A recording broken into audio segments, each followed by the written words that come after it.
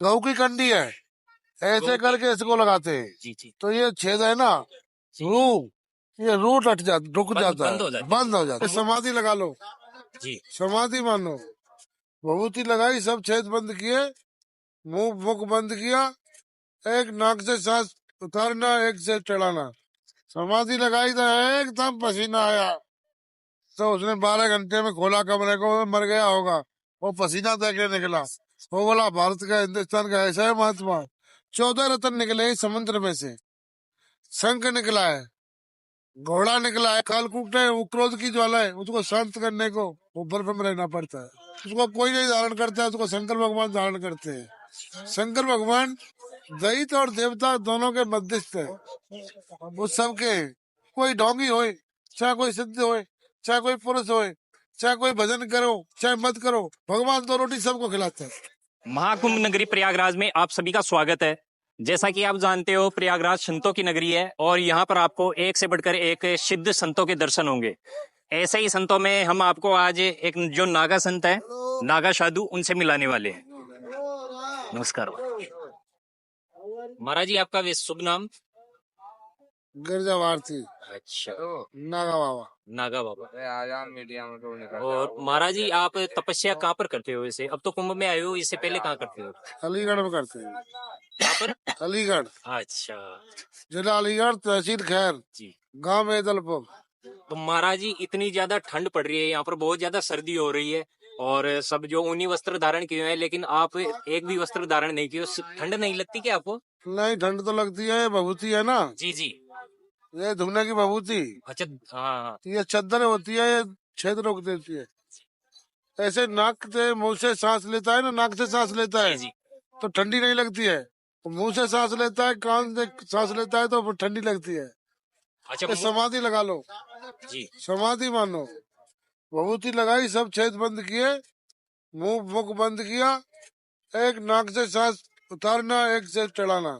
ठंडी नहीं लगती है, फिर सब हो जाता है।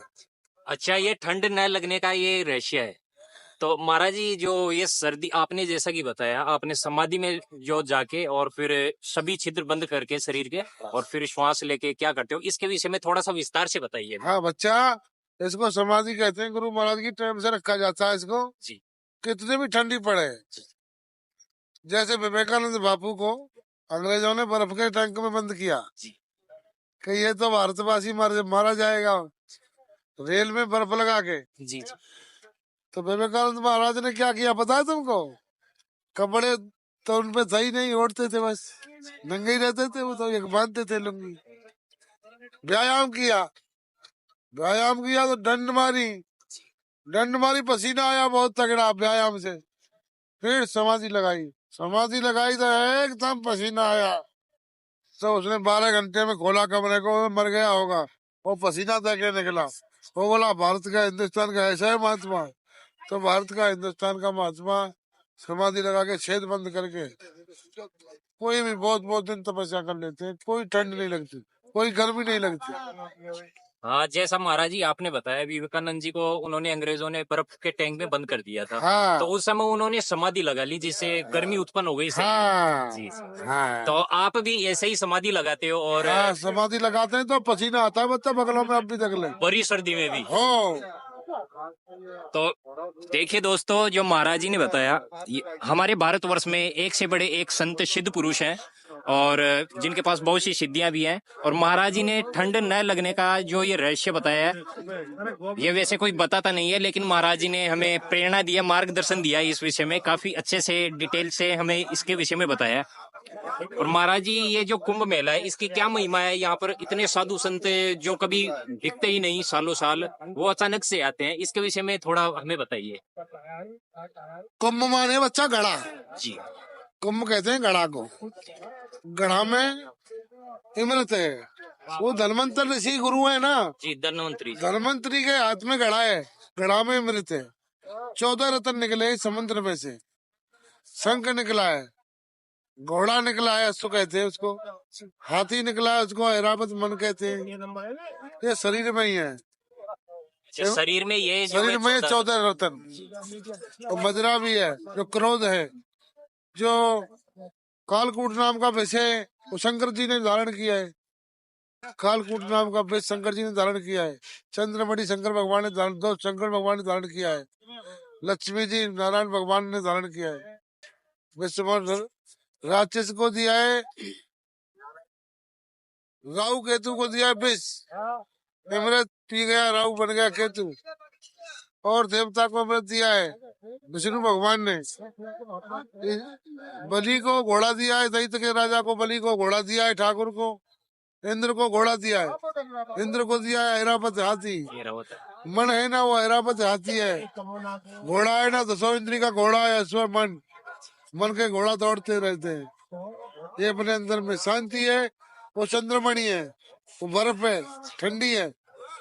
ज्वाला है क्रोध की, कालकूट है वो क्रोध की ज्वाला है। उसको शांत करने को वो बर्फ में रहना पड़ता है। अच्छा, शांति धारण करनी पड़ती है। शांति धारण हाँ, ज्वाला है, विष है, उसको कोई नहीं धारण करता है, उसको शंकर भगवान धारण करते हैं। शंकर भगवान दैत्य और देवता दोनों के मध्यस्थ है, वो सबके अनादि है। अनादि है, अनादि है शंकर भगवान। शिव नाम कल्याण का है। महाराज जी, आप जो सन्यास के मार्ग की तरफ अग्रसर हुए हो, तो इसके पीछे आपको क्या प्रेरणा मिली? कैसे सन्यास की तरफ आप अग्रसर हुए? ये हमको कोई नहीं पता है। बच्चा जो भाग में होता है, जो भाग्य में होता है, जो होता है भाग में वो होता है। ये मैं नहीं कह सकता हूँ। अगर मैं इस बात को कहूँ तो मैं चाहूँ 100 हो जाऊं। अपने मन से कुछ नहीं होता है। तो महाराज अपने मन से कुछ नहीं होता है, सब ईश्वर करता है, वो होता है। मुझे नहीं पता मैं किस लिए महात्मा हुआ। मुझे तो ये भी नहीं पता थी कि दक्षिणा मिलेगी। महात्मा लोग तो बेचारे भीख मांगते हैं, रोटी खाते हैं, कहीं मिल जाए तो ठीक है, नहीं तो न मिले तो ठीक है। हाँ, वो अपने तप में लीन रहते हैं। वो अपने तप में लीन होते हैं, पर भगवान उसका पेट भर देता है। सही बात है। 2-5 लोग कोई भी होए, कोई ढोंगी होए, चाहे कोई सिद्ध होए, चाहे कोई पुरुष होए, चाहे कोई भजन करो चाहे मत करो, भगवान 2 रोटी सबको खिलाते हैं। महाराज जी, वैसे आप कितने वर्ष की आयु में संन्यास धारण किया था आपने? 15 साल की उम्र। 15 वर्ष की उम्र में। हाँ। और अब आपकी उम्र कितनी हो गई लगभग? अब बच्चा तो अगले 95 से हम बाबा हैं, 1995 से बाबा है, उससे पहले 15 साल के थे। अच्छा। और जटाएं भी आपकी काफी बड़ी बड़ी हो रही है। जटा तो मैंने 2 बार करवा दी बच्चा मैंने। जी जी। मैं 2001 में नागा बाबा बना था यहाँ इसी कुंभ में, इलाहाबाद में। इलाहाबाद। हाँ, बहुत बड़ा मेला लगा था वो 2001 में, भव्य तगड़ा जब बना था मैं बाबा।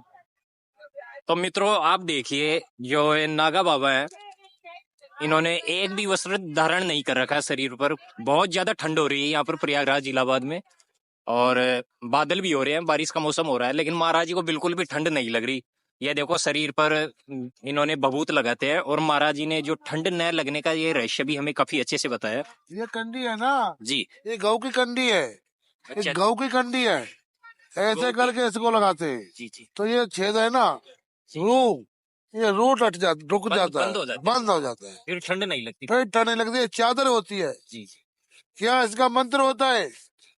भभूति का भी मंत्र होता है। मंत्र होता है। हाँ, भभूत माता, भभूत पिता, भभूत तारणी, भभूत माई, जहाँ रमाई वहीं रमाई, बैठ सिंहासन पूजा की, आदि का योगी, सत्य का नाता, धर्म का पूत, काल के टूक को मार के हुआ अवधूत, भभूत किसानी किच्छानी, महादेव ज्ञानी, माता गौरा ने छानी, भभूत चढ़े अंबर जड़े, अंबर जड़ता है ना, बारिश होती है। जी जी।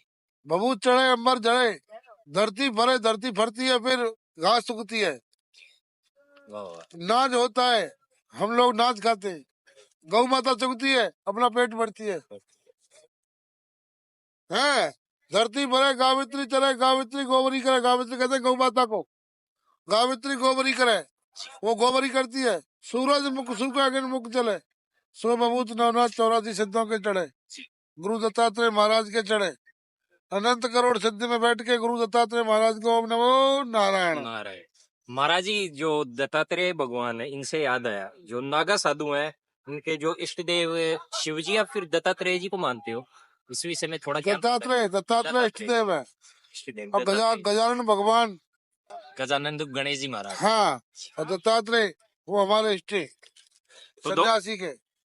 मित्रों, महाराज जी ने जैसा बताया, सतनाम आप सन्यासी। महाराज जी इस विषय में बताइए। आपने जैसा बताया कि जो ये मिट्टी है, ये गऊ गऊ का जो गौमूत्र इससे बनती है, गौ के गोबर से बनती है गऊ के कंडी। गोबर से यहाँ बनती है हाँ, वो कंडे। हाँ अग्नि का मुख से जलती है, सिद्ध होती है, इसको सिद्ध किया जाता है। जी, घी डाला जाता है, घी डाला जाता है, सामग्री चलाई जाती है। सामग्री और घी वगैरह जो आपने रख रखी है, हाँ, अपनी हवन सामग्री किया जाता है, इसमें हवन किया हवन जाता है, किया जाता फिर है। ये लगाते हो। हवन किया जाता है, भक्तों की जय जयकार की जाती है, गुरु मूर्तियों का भोग लगता है, गुरु मूर्तियों का जय जयकार बोली जाती है।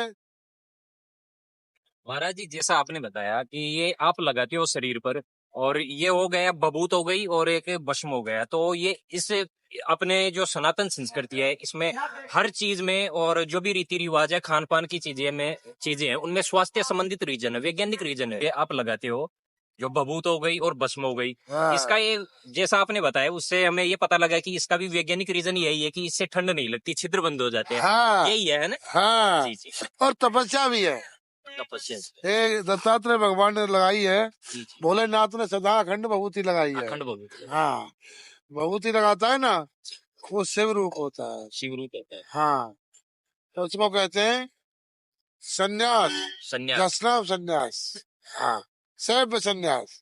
महाराज जी, आप जो इतनी कठोर तपस्या करते हो, आप अपनी तपस्या के विषय में कुछ हमें बता सकते हो क्या? हाँ, बच्चा खड़े सुनी भी रहते हैं। जी, खड़े खड़े होकर भी आप तपस्या हाँ, करते खड़े सुनी भी रहते हैं हम। हो? आपने मतलब कितने टाइम तक खड़े होकर तपस्या की है? हमने तपस्या की है 8 साल। 8 साल खड़े होकर खड़े तपस्या की होकर है। तपस्या की है हमने, जिला मथुरा में की है।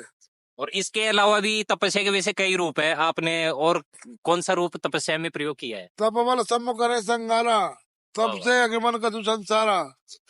तब सबसे बड़ा होता है, तब से सब। तप तेज और गुरु महाराज का धर्म और कर्म साथ जाएगा, कोई नहीं है नहीं।